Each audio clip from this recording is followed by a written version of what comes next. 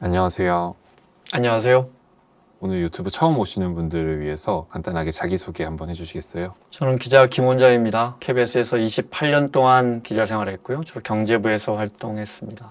기억하시는 분들 있으실 텐데 아침 라디오 성공의 감 김원자입니다를 오래 진행했고요. TV 시사 프로 사사건건 같은 프로도 진행했고 또 특파원 생활 마치고 KBS 명예퇴직한 다음에 이렇게 여러분들 만나 뵙게 됐습니다. 주로 제가 해온 일들은 경제를 쉽게 설명하는 일들 해왔습니다. 우리가 알 것 같지만 사실은 내가 그거 아는데 잘 설명이 안 되는 것들, 그런 것들을 국민 여러분께 쉽게 설명하는 일 30년 동안 해왔습니다. 경제는 기본적으로 어려운 건 맞는데 왜 그걸 굳이 쉽게 설명해야겠다라는 생각을 하셨어요? 경제를 우리가 많이 아는 것 같지만 사실은 잘 몰라요. 얼마 전에도 어떤 유튜버 분이 유럽 중앙은행의 금리 가지고 어떤 나라의 시중금리 이야기를 하던데 유럽의 어느 나라에 대해서 특정 국가에 대해서 그렇게 되지 않거든요. 예를 들어 EU라는 경제통합체가 통화는 통합돼 있지만 재정은 각 나라가 따로 하기 때문에 국채 이자율도 다 따로 가거든요. 그래서 그 나라의 금리는 그 나라의 국채 이자율 따라가기 때문에 그렇게 표현하면 안 되는데 사실 우리가 알 것 같지만 잘 모른단 말이에요. 뉴스 할 때도 우리가 서울 외환시장에서 오늘 원달러의 환율은 3원 27점 내린 이렇게 표현하지만 그럼 이게 환율이 내렸으면 이게 원화가 비싸진 건지 원화가 싸진 건지 제가 기사 쓸 때 그냥 서울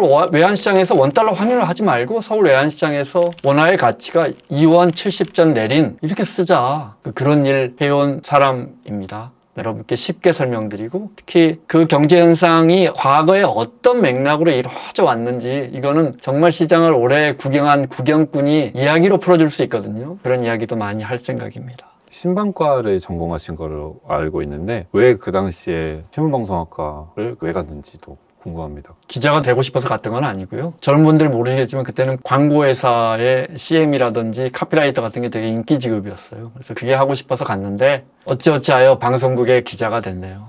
그럼 신방과를 선택하셨을 때는 기자가 될 줄 몰랐는데 졸업 이후에 준비를 하신 거예요? 아니면 대학교 도중에 준비하신 거예요? 사실은 지금 취업 전선에 있는 젊은 분들에게는 되게 미안한 이야기지만 우리 때는 일자리가 많았어요. 그래서 뭐 골라갈 수 있었지는 않지만 여기저기서 계속 떨어졌지만 계속 시도하면 그냥 여기저기서 걸렸어요. 증권사도 두세 번 시험 보면 걸리고 신문사도 걸리고 그래서 뭐 이것저것 하다가 기자를 하고 싶다. 특히 시사 프로그램을 좀 만들어 보고 싶다. 기자로 지망했고 운 좋게 방송사에서 일을 하게 됐죠.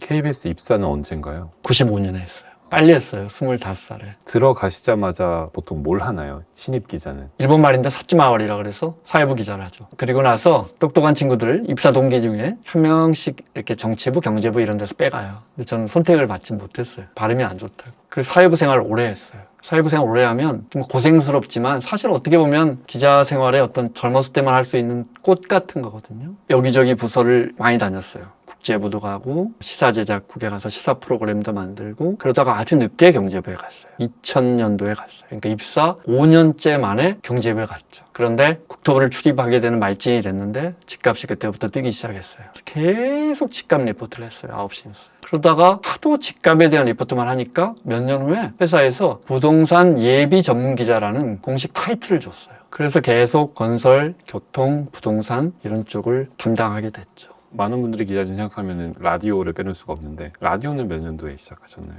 라디오는 그 전에 황정민의 FM 대행진이라는 되게 그 당시에 아주 인기 있는 프로그램이 있었는데 아침에 김원장의 모닝뉴스라고 잠깐 출연하는 게 있었는데 제가 얼마나 옛날 사람이냐면요. 우리 그땐 주 6일 근무했어요. 토요일까지 그걸 했어요. 재밌었어요. 제가 심지어 50이 넘고 식당이나 우연히 저를 기억하시는 분들 가끔씩 만나는데 그동안에 그렇게 많은 뉴스 보도를 하고 그렇게 많은 칼럼을 쓰고 그렇게 많은 방송을 했는데 잠깐 했던 황정민의 모닝뉴스를 기억하시는 분들이 있어요. 왜 기억을 할까? 지금 많이 달라졌는데 그때는 사람에 대한 이야기 많이 했던 것 같아요. 우리가 경제라는 건 이런 시각에서도 볼 수 있고 이런 시각에서도 볼 수 있지만 이것을 또 다른 사회적 가치로 이렇게 보면 그 경제 현상은 또 다른 얼굴을 하고 있거든요. 그때 그런 이야기 많이 했던 것 같고 많은 분들이 그래서 기억해 주시는 것 같아요.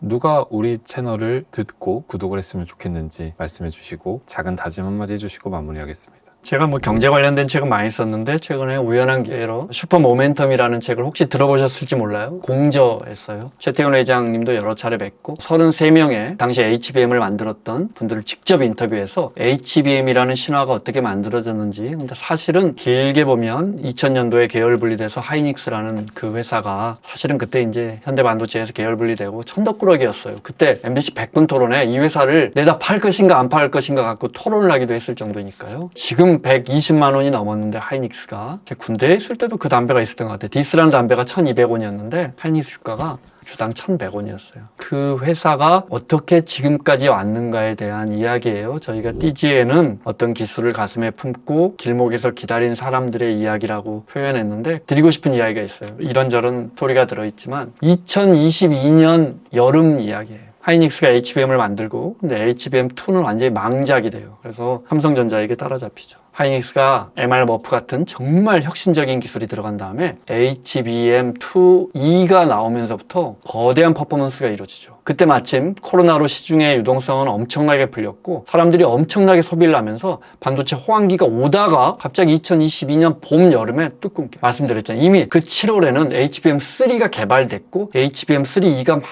양산이 되고 주문을 받을 때예요. 그러니까 하이닉스의 곳간에는 돈이 없죠. 수년 동안 투자하고 코로나를 겪어왔으니까. 차입금이 32조 원이었어요. 하다가 분당 4억을 팔아요. 주문이 들어오고 있었으니까. 그런데 갑자기 그 반도체 경기가 뚝 끊어집니다. 그리고 엔비디아나 AMD에서 오더컷이 들어와요.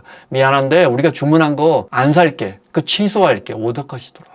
돈은 다 떨어지고 차입금은 32조 원인데. 그래서 펩 하나를 닫을까 생각했대요. 너무 힘들어. 근데 펩도 포스코의 고로처럼 한 번 멈추면, 부사장님이 이렇게 표현하시더라고요. 그게 무슨 펩감도 아닌데 몇 달 있다가 다시 하면 맛이 가요. 화학약품들인데. 그래서 수율이 안 나온다는 거예요. 그런데 어떤 일이 일어나는지 아시죠? 그해 겨울에 챗 GPT가 나옵니다. 매출이 폭발합니다. 이야기 왜 드리냐면 이건 어디까지가 운이고 어디까지가 능력일까요? 어디까지가 SK의 능력, 어디까지가 하이닉스의 능력, 어디까지가 최태원 회장의 능력, 어디까지가 그 엔지니어들의 능력이고 어디까지가 운일까요? 이 뒤에 보면 거기에 대한 최태원 회장의 이야기도 나옵니다. 그것을 온전히 계획할 수 있는 기업가는 없다라는, 운이었다는 거죠. 우리가 투자를 하면서도 능력과 운이 엄청나게 작용합니다. 모든 주식을 소유해라. 인덱스 펀드 만든 조건 버글이 그런 말을 한 적이 있어요. 상승장에는 천재가 늘어난다. 우리는 운과 능력을 구별하기도 되게 쉽지 않고, 앞서 말씀드린 것처럼 주식 투자뿐만 아니고 경제적으로 뭔가를 선택할 때, 결정할 때